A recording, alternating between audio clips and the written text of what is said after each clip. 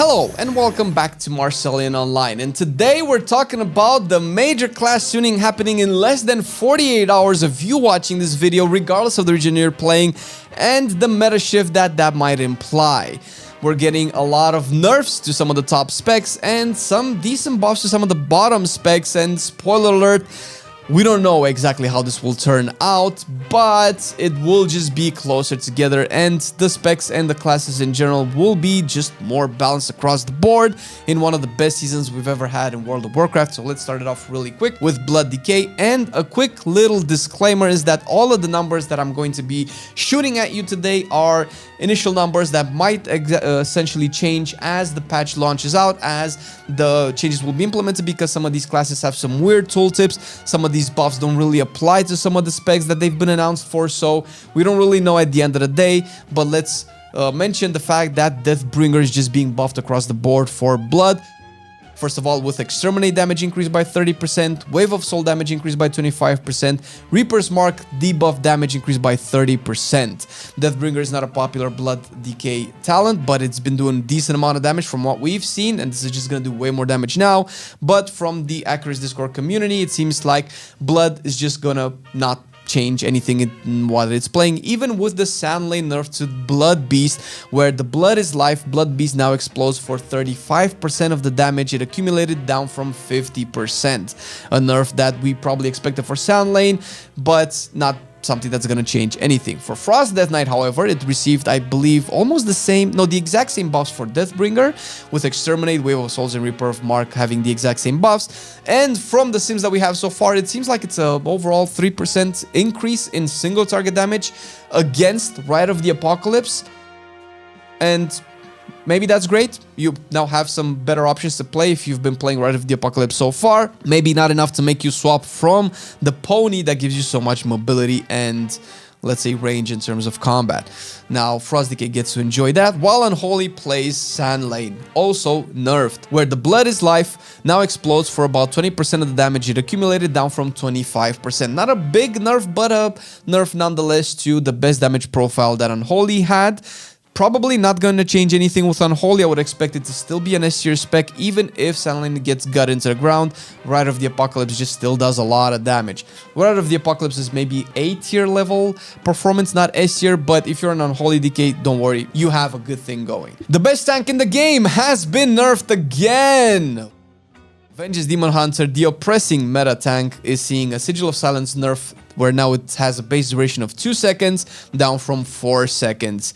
Significantly enough, since you could do some crazy stuff with Vengeance Demon Hunter, where you could lock down a big pack of AoE casters for about 20-24 seconds from what I've heard, which is crazy.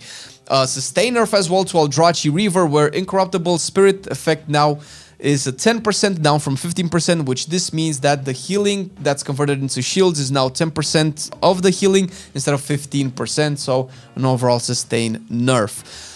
For the first issue of the day is Bear, where Elune's Chosen has been nerfed for it. Now, the reason I said before that we don't know exactly how these will apply is because this sounds like a balanced Druid nerf. Fury of Elune's final flash of energy damage reduced by 10%, which is definitely something that Bear does. It has this last splash of damage from Fury of Elune, but it's a very minor change. But Minor Moon has been reduced as well by 10%, which is not something that Guardian Druid has, so I imagine that this tooltip just applies to Balance, because we're seeing these exact same nerfs for Balanced Druid as well.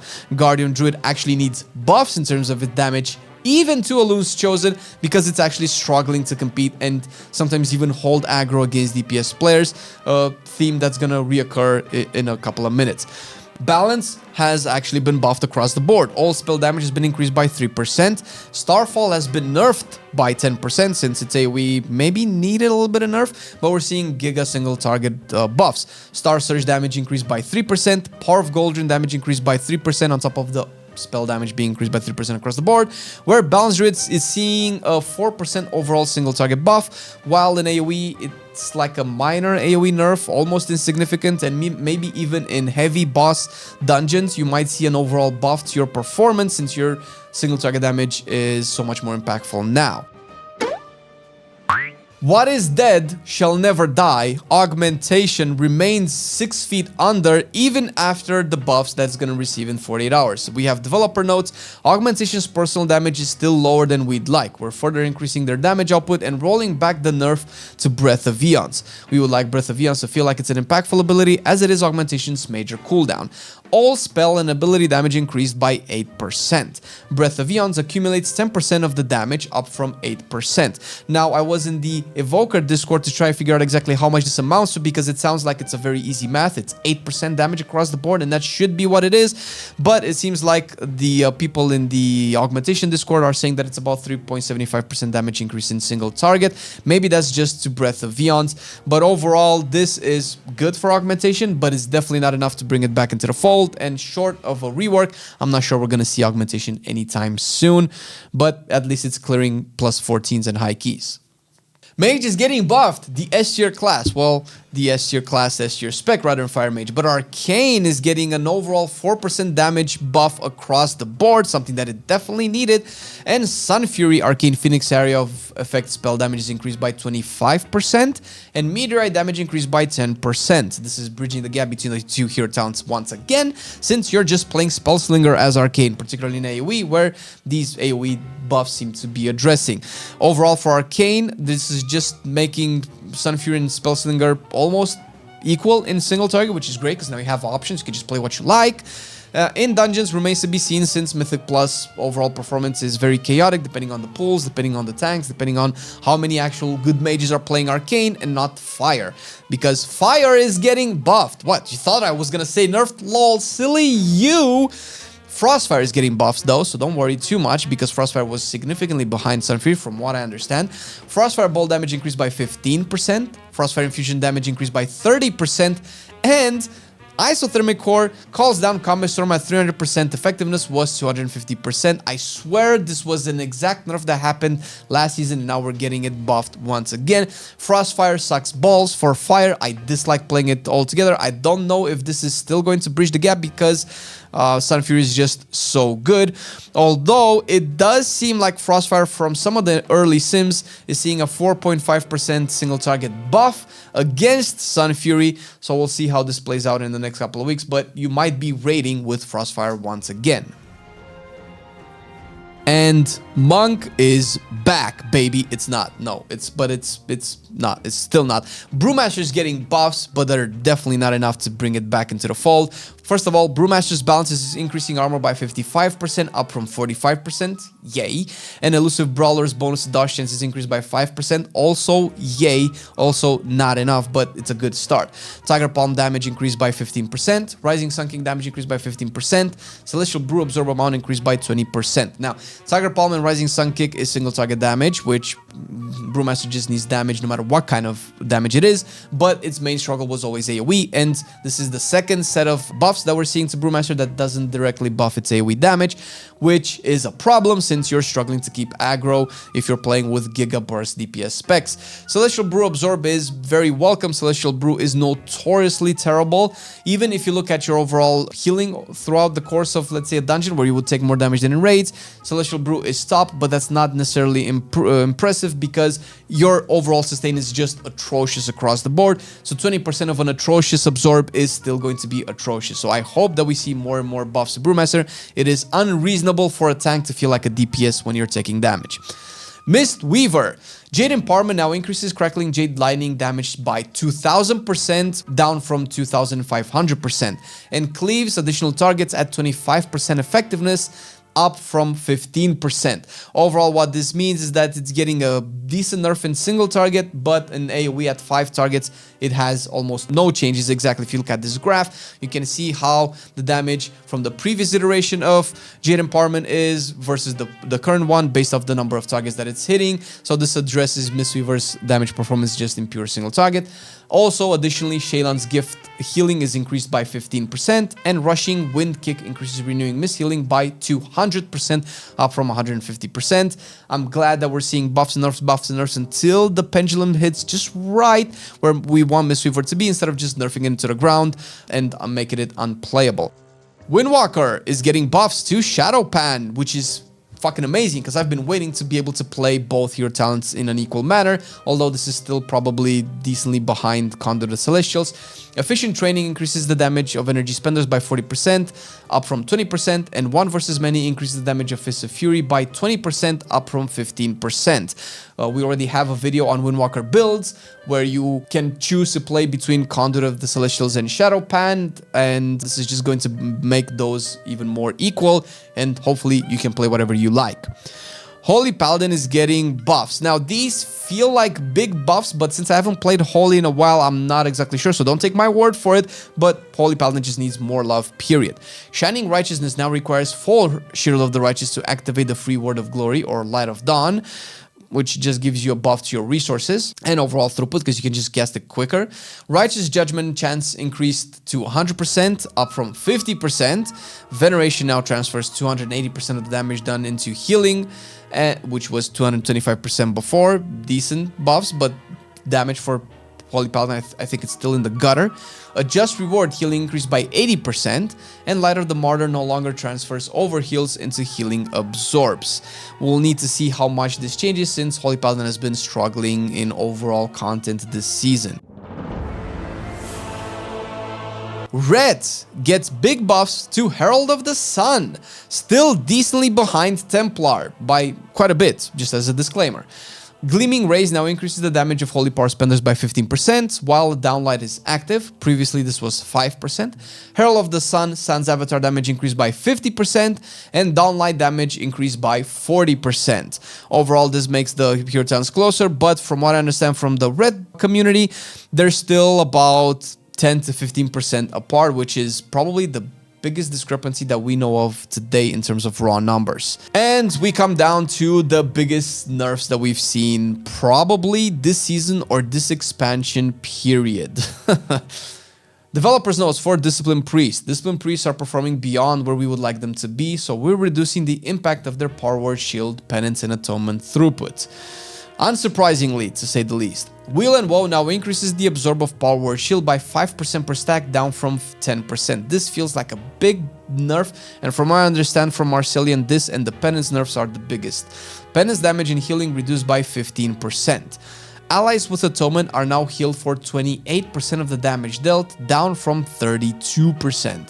And Atonement is now 25% more effective outside of raids, which was 100%. So essentially this affects raids more than it does dungeons. And Void Weaver is getting a Void Blast damage buff by 10%. Now, the Discipline Priest community has done some maths for the overall performance of both Oracle and Void Weaver, and it comes down to, once again, pinch of salt. In raids, Oracle will suffer about a 15% nerf, and in dungeons, it will suffer about an 8.5% nerf, while Void Weaver is getting gutted by 10% in raids and 2.5% in dungeon. Despite its damage increase, the overall nerfs to the healing also affects Void Weaver quite a bit. Holy Priest, on the other hand, is getting quite a lot of buffs. Now, I don't know if they're big buffs because Marcelian has been calling out Prayer of Healing buffs since PTR again and again and again, and every time we're seeing buffs to Holy Priest, we're seeing Prayer of Healing buffs as well. Holy Nova damage has been increased by 30%, just to get that out of the way, and we're getting to Prayer of Healing, where its healing has been increased by 15% to start off with. Prayerful Litany causes Prayer of Healing to heal its primary target by 125% more, up from 75%. So this double dips into spot healing of Prayer of Healing, which is, I don't know if that's really what you want it for. Prayer of Healing mana cost reduced by 10%, so you can spam it more, although I don't know if that was necessarily the problem. Prismatic Echoes increases Echo of Light healing by 8% and 15%, up from 5 and 10%. And Renew healing increased by 20 and 40%, up from 15 and 30%. Similar buffs we've seen before, especially to Renew. All healing done across the board increased by 3%, just to make Holy a little bit more competitive. And Oracle Twin Sight now applies 4 stacks of Prayer of Mending, up from the previous 2 specs. Once again, Discipline was pretty far ahead of Holy and the rest of the healers, so I am keeping my eyes open to see if this makes any significant changes in the meta once the patch is out. Buffs to Elemental Shaman, because it, weirdly enough, needed it. Earth Shock damage is increased by 8%, Elemental Blast damage increased by 8%, Ancestor's Lava Burst increased by 15% for Farseer, and Ancestor's Elemental Blast increased by 15% for Farseer once again. This addresses mostly raid performance for Elemental, where overall in raid, since that's where you're playing Farseer, you're getting a 4.5% increase in single target damage, which is pretty good. And in dungeons, since the Earthshock and Elemental Blast by default affect Stormbringer, you're getting a 0.5% increase to boss damage, which is better than nothing. Enough, from what I understand, where you're not going to be casting Earthquake in single target anymore, which is actually a really good quality of life change, since it is silly to cast Earthquake in single target. Enhancement Shaman is getting buffs to Stormbringer, despite it playing Totemic right now, making these two very close together. Tempest secondary target damage increased by 25%, Tempest primary damage increased by 30%, Awakening Storm's damage increased by 30%, and Stormcaller now increases the critical strike damage of your nature spells by 10%, up from 5%. Totemic has been pretty much overpowering everything else that Enhancement can do, and now they're just very, very close from what the math is out at the moment. So yeah, you can play what you like.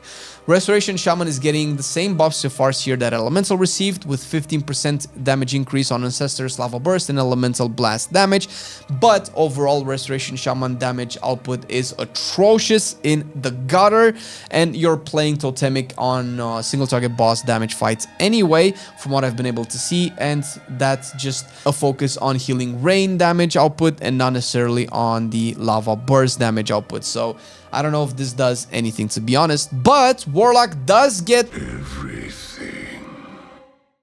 Probably some of the best buffs this patch period, where Affliction is getting a damage increase to Agony by 10%, Soul Rot by 30%, and Vile Taint by 40%.